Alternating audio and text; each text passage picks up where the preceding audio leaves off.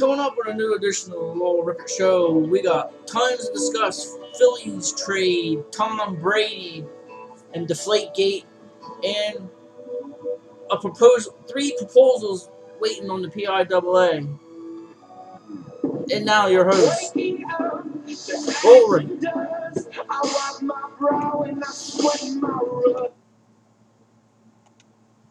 Good evening, sports fans. This is Lowell Rickert, and welcome to another edition of the Lowell Rickert Show. It's been a while since I've done one, but there's a lot that went down today. A lot of stuff that went on the weekend, and then what I put out on my page on Friday night. There's three proposals for either keeping the classes, the four classes, the same, or there's two proposals going to 6 classes. We'll discuss that. But first, those of you that don't know, there's been talk of the Phillies with Cole Hamels and Jonathan Papelbon, what to do about trading them. Papelbon during the All-Star break that Monday, before the home run derby, he talked and he said Phillies need to decide what to do about trading him. He wanted to go to contender. I agreed with him. Well, he got his wish. The Phillies tonight, during the Blue Jays game tonight, traded Jonathan Papelbon to the Washington Nationals for right-handed starting pitcher Nick Pivetta, who's currently in Harrisburg right now with the Senators. He started this year in Class A Potomac. His combined record with Potomac and Harrisburg is 7-6 with a 3.02 ERA in 17 starts combined, so they're getting a decent starting pitcher. The Nats will pick up the 2016 club option, and they will get it at $11 million instead of $13 million. $3 million will be deferred. He will get $507,500 the rest of the season. So, going to the Phillies, Ken Giles takes over as closer, and the Phillies tonight win again 3-2 over Blue Jays. So they have won 9 out of the last 10, 8 out of the last 9 if you go to the All-Star break. 9 out of 10 the Sunday before the break. Cody Ashley 2 for 3, 2 RBIs. Morgan got the win tonight, and 100 Miles Giles 1 for 1 with the save. Now on Cole Hamels. His start is pushed back to Friday now after coming off that 129 pitch superior performance at Chicago with the no-hitter to 13K. So right now the Rangers are the front runner. They're looking to give up a catcher, a slugging outfielder. I'm not sure who else. I haven't really seen any details. So they got a while yet. They got till Thursday, Friday. That's the end of the trade deadline to see what happens there. So that's what went on tonight with the Phillies. They're playing really good ball right now. I don't know, some of you seen me going back and forth with a couple friends of mine as to what I think the Phillies should do. One of them did occur tonight. Papelbon getting traded. 100 Miles Giles is the closer. My thoughts on the Phillies. I would keep Cole Hamels because of the mere fact of Aaron Nola. You got a stud, the first-round pick from last year in Aaron Nola. 2 starts. ERA under 3. 1-1. He's the real deal so far the first 2 starts. So you'll have Hamels. You will have Nola at the top of your rotation. Then there's another stud, Zach Eflin, who's in the minors right now. I believe he's AA or AAA. I would call him up, and you would have 3 studs to build your rotation on. Next, I would probably have to trade Chooch and Ryan Howard. Move Darren Ruff to first base. Next move I would do, bring up J.P. Crawford, put him at short. Get rid of Freddie Galvis. Next, I would sign Jeff Francoeur to a 3-year contract. He likes it in Philly. He said so himself last week. He likes it there, and he's having a good year in Philadelphia right now. He's been game-winning hits last couple times out. Bring up Quinn, a stud out. He's comparable hitting style, running to Jimmy Rollins, but he's an outfielder. I'd bring him in. So, your lineup would look like Franco at third, J.P. Crawford at short, Cesar Hernandez at second, and you would have Darren Ruff at first base. You would have. I would probably have Quinn. I would have probably Quinn in right field,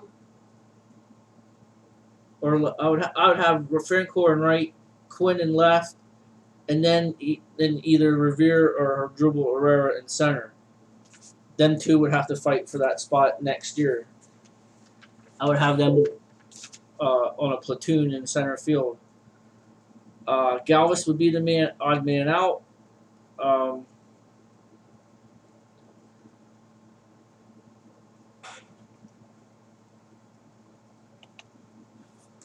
That is just me. They would have to get 2 other starting pitchers.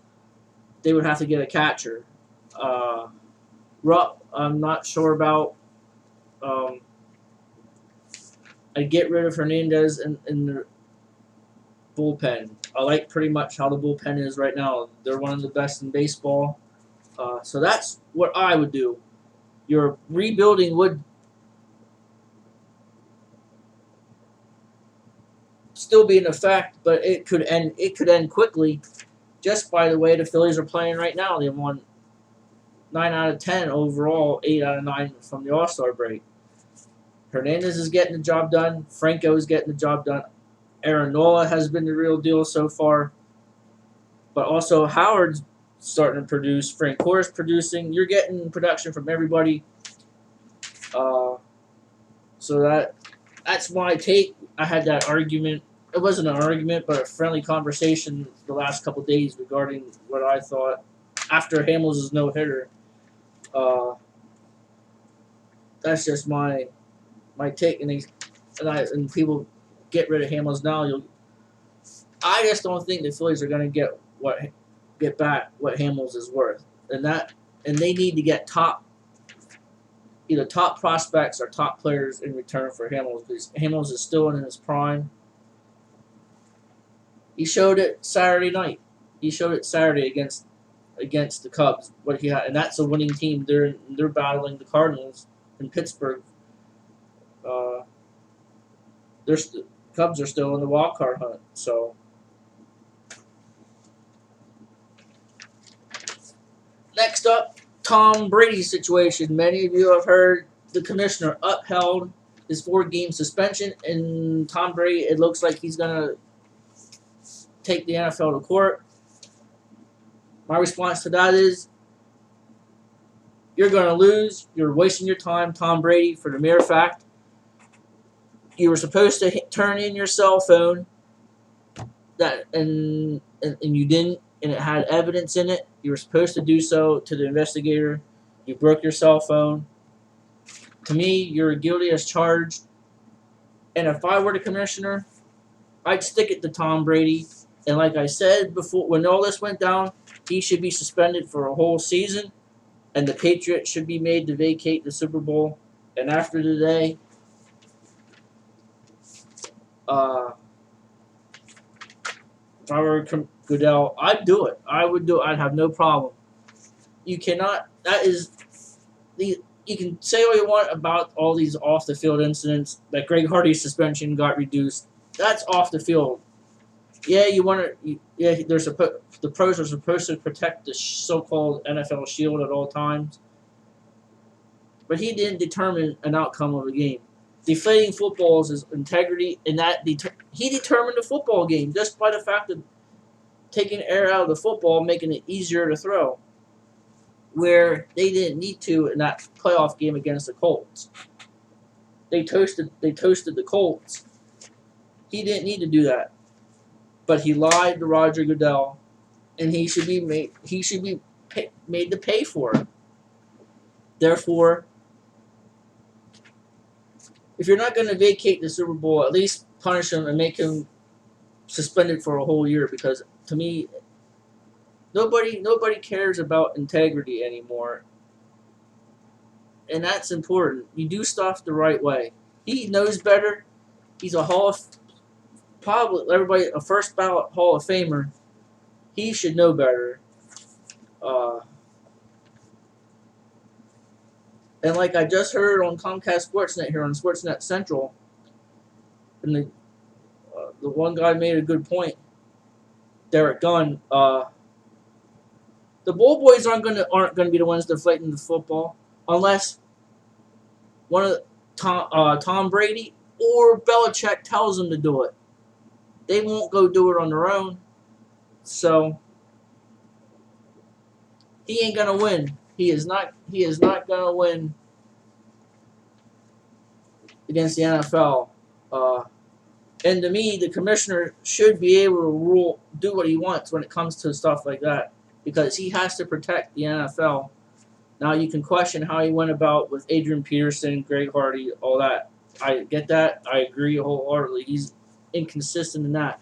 But this is on the field where you can determine the outcome of a football game. And that shouldn't even be collective bargain. He's the commissioner of the league, and he should be able to do that. That's my take on that. You can send me comments on what I just said about Tom Brady on my sports page. You can email or Twitter. When we come back, we're going to take a break. We're going to come back and break down the 3 proposals for the PIAA for football. I don't know if they're going to do it for basketball or other sports. Go to 6 classes, but there's definitely talk about football.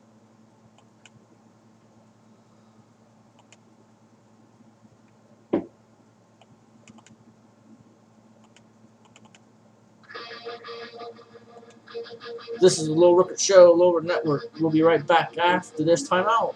See you in a couple minutes.